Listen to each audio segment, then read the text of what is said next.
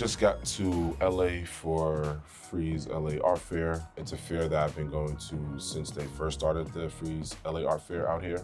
But also while I'm out here, have a few meetings, have a few panel talks, as well as 1 or 2 appearances. So very excited about that.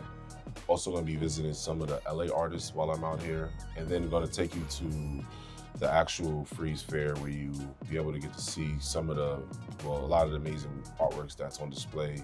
There's a few artists that I'm very excited to see at this fair this year. I hope you guys enjoy the video.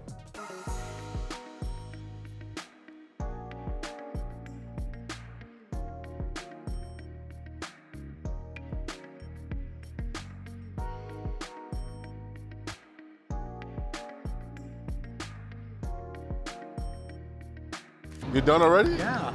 We love it. That's The it? efficiency. That's it. Well, let's try to see more stuff in the galleries. It was good? Yeah. You liked it overall? Or you want to come back, take a look?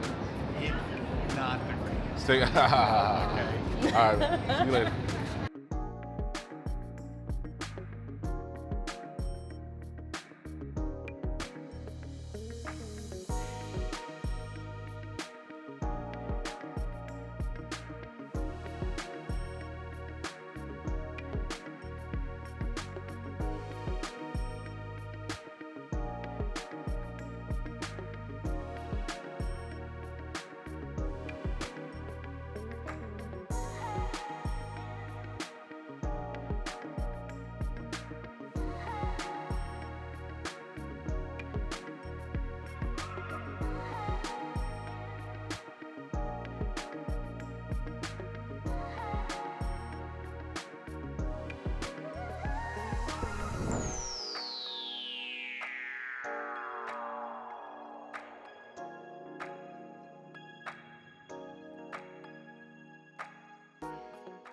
Today Tomorrow began. The title of the exhibition is really important, mostly because this is the witching hour between one and the other. The whole show is about midnight. And I grew up in festival culture, and most of the festivals in the Bahamas begin at midnight. It starts at midnight. You wake up and you go to the thing, you go do the thing. The specific one is Chonkanu, which is a West African originated festival that survived slavery and is still going on and thriving. Most of how the festivals exist is very interstitial. It's like music, theater, color, painting, sculpture, all these things kind of smashing together. One of the things that I was excited about was dissecting the floor plan and trying to create experiences where the audience is in the driver's seat. And you'll see that pop up over and over again, but also creating elements of safety. So let's jump in. This project started about 15 years ago, and I really, I grew up with this encyclopedia. There's 2 things about it that I really love. The absurdity of any kind of large-scale knowledge collecting institution. That's one thing, that's just a ridiculous thing. In many ways, in good and bad ways, but just ridiculous in terms of the premise. I was just really overwhelmed by the encyclopedia as a kid, mostly because there were so many things that were going on in the text, and a lot of it didn't necessarily connect with me. And so I was always curious about that. And then fast forward many years later, I was doing this research work where I was going to the North Pole. So there's many layers of Matthew Henson in this exhibition. Big obsession. So there's many layers. And so this room is supposed to be the kind of layer coding for this experience. There's not a lot of wall text. I think that's all we have here. And so when you enter the space, really, it's about prioritizing the audience. For me, it's not, this is kind of running counter. The whole point of this was for you to forget that you were in a museum, right? So, the turns are very important to me because there's a cinematic piece to the turns. Like whenever you make a turn from one room to the other, that it opens up. This space was created from memory. This is a barbershop that I grew up in. And I just didn't feel safe in museums growing up. So You didn't? No, so when I had the opportunity to do the show, I definitely wanted to focus on making safe spaces in the museum. A lot of us don't feel safe in museums, by the way. So there's a couple of things that I want to point out, which is a few of the objects. The hair care product pots. That is a larger archiving project where I'm basically taking these hair care products and allowing them to live on the ceramic pots as a way to preserve them, because a lot of that archiving is not really happening. And the one way to do it is actually through this assimilation of this commercial product into an artwork. So it's happening here, over here, over there. This is hair that I've been collecting over the past several years. We bring it back to the studio, wash it. Did you put this floor down? Yeah, this floor's. Yeah. And I really love the idea that like, there was potential for this space to be occupied by characters, real and imagined. So maybe that happens from time to time. Small group of women who processes mohair and create these tapestries. For me, the original impetus behind this work, these two works, but also this work behind, is the collection at LACMA, and just thinking about this kind of encyclopedic project as a surface, like as something that can cover many surfaces and take many forms. And the tapestry is another form. You may hear some of our friends occupying the museum, echoing around from around. The audience is allowed to follow and not follow. Choose your own adventure. Anyway, going back to these works, there are certain motifs that are like, this is a photograph that I took when I was in Uganda. These photographs of this owl I took and processed of these snowy owls. That's a cutter of Matthew Henson. And then this is some of the text translated from the encyclopedia.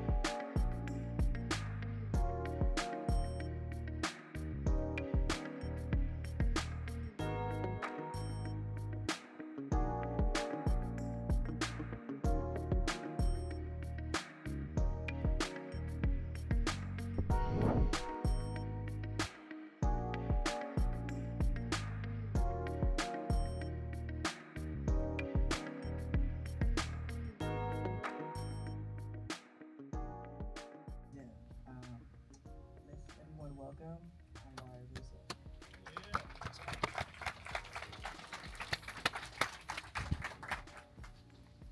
So this conversation is rooted in rooms that had to be built in order for new rules to even exist.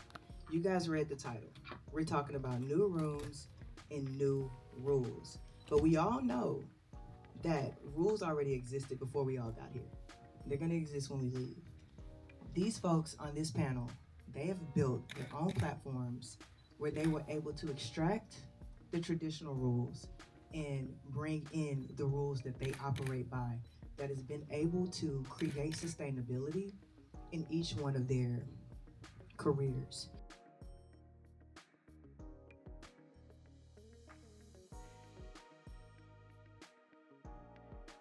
Price tags, that's the old way, right? The new way you see now is you guys could just go on your iPhone and go on Instagram and buy artworks, and seeing that they have to change that kind of motion and how they operate, how they do business. And also, they're not the only ones in the room now. You have people like us now in the room where we actually gain more attention because, again, we support the artists from the very beginning of their career. So when an artist do work with a blue chip gallery, they're gonna have more respect for us than the blue chip gallery because they know who's really carrying their career beyond that, right? Galleries is brick and mortars. Like, if the gallery drops the next day, the artist's career still goes on.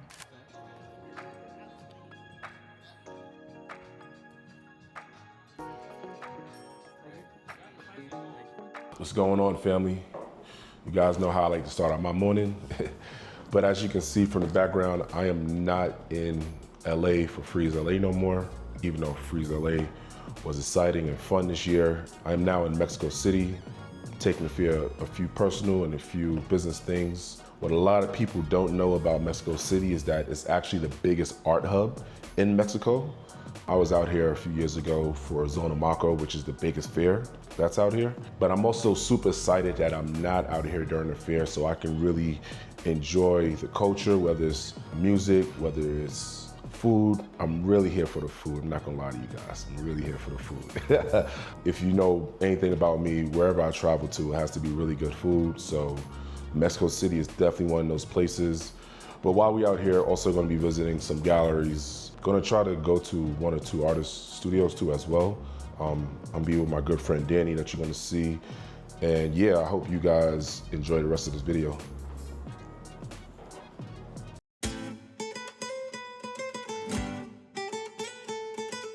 We're here in Mexico City this week for a very special occasion. It's the wedding of Andrea and Raymond, and we just walk into a gallery right now. I'm taking Musa and Devin to the local galleries here so they understand what's going on in Mexico within the arts. Let's get it.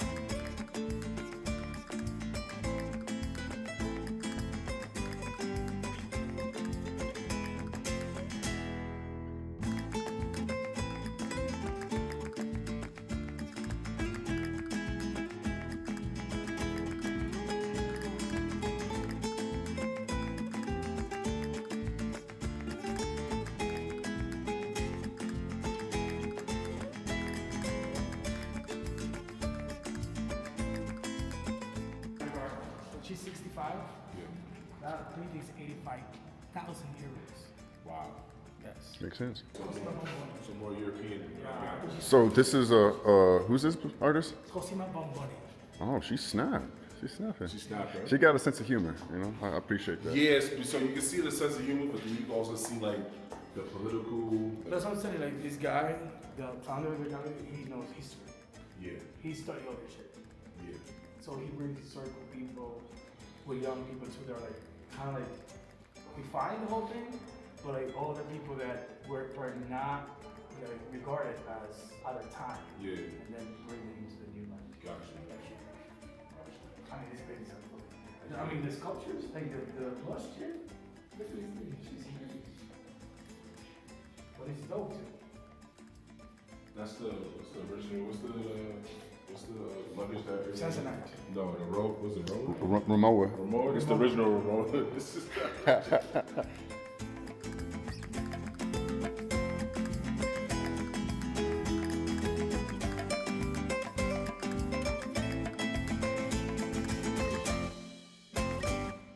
here in Peana. This is our fourth stop of today, the final, until we get lunch. Hola. How you doing? Hola.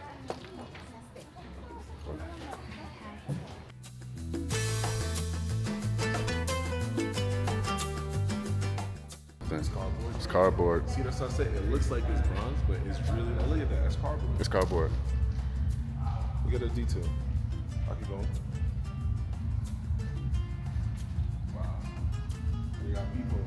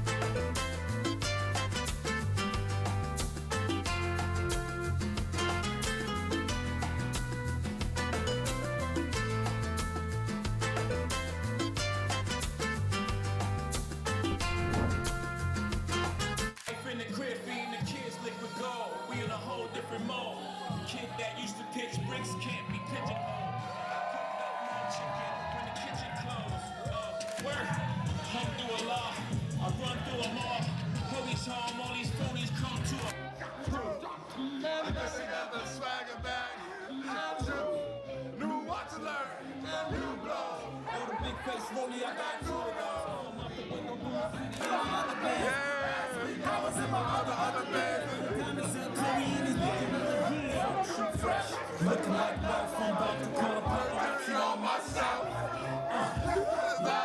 Talk your shit, Ray. Talk your shit, Ray.